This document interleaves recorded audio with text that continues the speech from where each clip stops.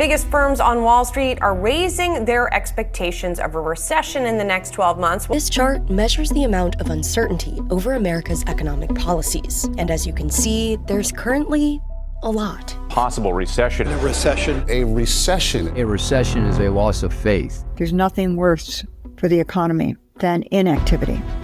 And that is what we're the most worried about. God, enough of the fear-mongering. What if I told you that most multi-millionaires and billionaires actually do profit from an economic downturn and recessions? And actually, most multi-millionaires are made during a recession. Excuse me, sorry about that. My name is Nana, and in this video, I'll be sharing 3 ways that you can actually take advantage of the economic recession and then build wealth, or probably become a multi-millionaire like all the millionaires and the billionaires you see out there. Stick around.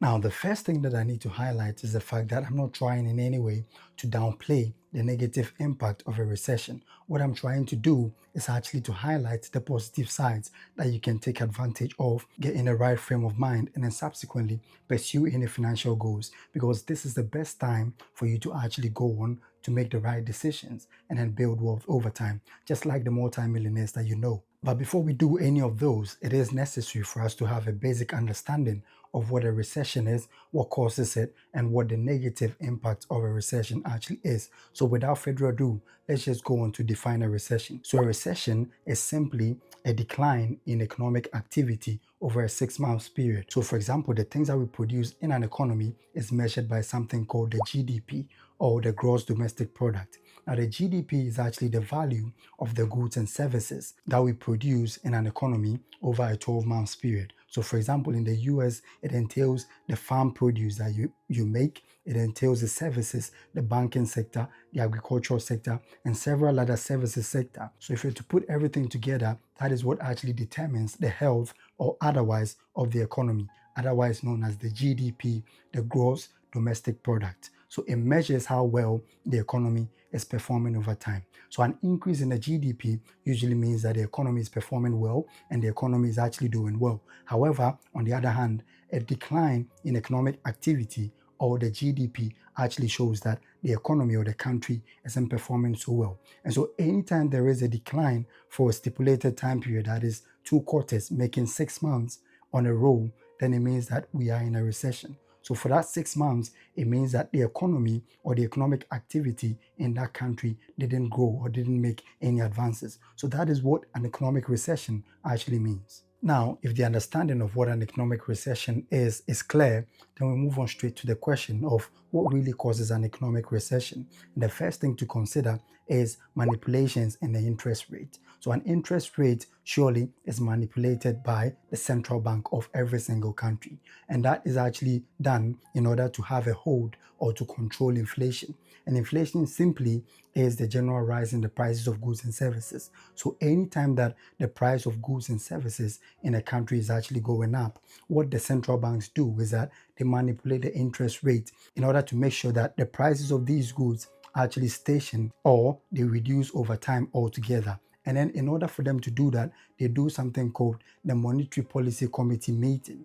So they decide what is the interest rate that we believe we can actually hold on to in the economy in order to make sure that we slow down economic activity. And then eventually we see a decline in the prices of goods and services in the economy. So what they do is that anytime that there is an increase in an interest rate on the side of a central bank, in the US, for example, like the Federal Reserve Bank or the Bank of England in the UK, what happens is that companies tend to not borrow more, and that actually slows down economic activity. So the economy doesn't grow that much. So anytime that they want to have a grasp on inflation, they increase interest rates. And that is it. These fluctuations actually sometimes do cause the economy not to grow, thereby causing what is called a recession. The second cause of a recession is a systemic banking crisis or a financial crisis. So for example, in 2008, 2009, there was a global financial crisis, and that was usually caused by several mismanagement in the banking sector that eventually had a systemic impact on the entire financial sector in the US, and then they had a spillover in several other countries around the globe. What happens when there is a financial crisis is that people tend to fear.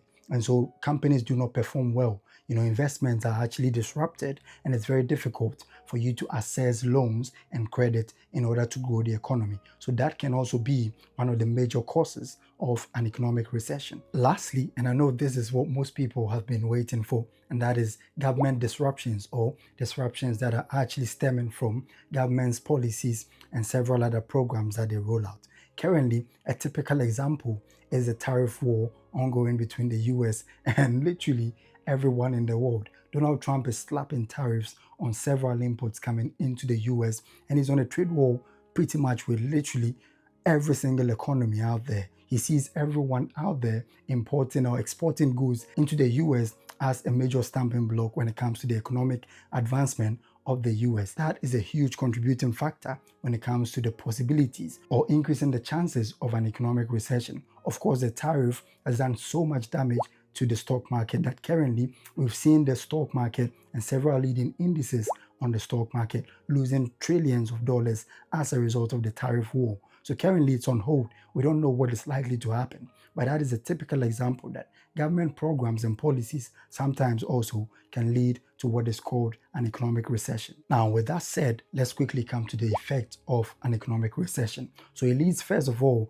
to unemployment. Most companies would have to cut costs. And in cutting costs, the first thing they resort to is right sizing or downsizing. And that is simply laying so many people off. Secondly, the value of investments over time actually diminished because companies would borrow from several commercial banks, and a commercial bank also borrows from the central bank. And so if interest rates are high, what that simply means is that companies or banks would not be able to grant loans because of the interest that people would be paying on those loans. So people would have to just hold on with their economic prospects until interest rates actually tumble or they get normalized over time before they can actually go on and then pursue those economic prospects. As a result of that, you wouldn't see companies growing that much and the economy wouldn't grow much. And that would have a massive impact on the investment that you've made, even in your 401k or your Roth IRA or several other savings or investment that you might have made in the economy. So an economic slowdown would actually have a negative impact on the value of your investments over time. And this brings us to the third point, which is the economic stress that people go through as a result of listening to the news about recessions and what is likely to happen negatively to their finances. What you need to know is that you have the power to actually manage your finances and then shield your finances against the negative impact of a recession. And that is why this video is important. So without further delays, let's go to the first thing that you can actually do in order to build wealth and then protect your finances during a recession. And this brings us to the first solution, which is building an emergency fund. So an emergency fund is a fund or money that is set aside to take care of your expenses that usually range between 3 to 6 months. So you should make sure that you've saved at least 3 to 6 months of your expenses so that in the case of any unfortunate economic occurrence like a layoff or unemployment as a result of structural adjustment or companies downsizing or right sizing, you know that you have something to fall back on. But savings alone is not enough protection against the ravages or the negative impact of a recession. What you need to do instead is to put money in a high yielding savings account. That would actually return on average between 4.5 and then 4.6% over the long run, as opposed to the traditional savings where you'd actually attract anywhere between 0.41%, for example, in the US. And then in the UK, you're likely to attract 2.45% on your savings at the end of the year. But the truth is inflation would wipe out all these gains. And so what you need to do is that you need to put money into a high yielding savings account, which would return more money at the end of the year, as opposed to those traditional savings accounts that actually return nearly times 10 less than what these high yielding savings accounts actually promise. I'll link a video down in the description and you can look at how you can also assess and then invest or put money into these high yielding savings accounts.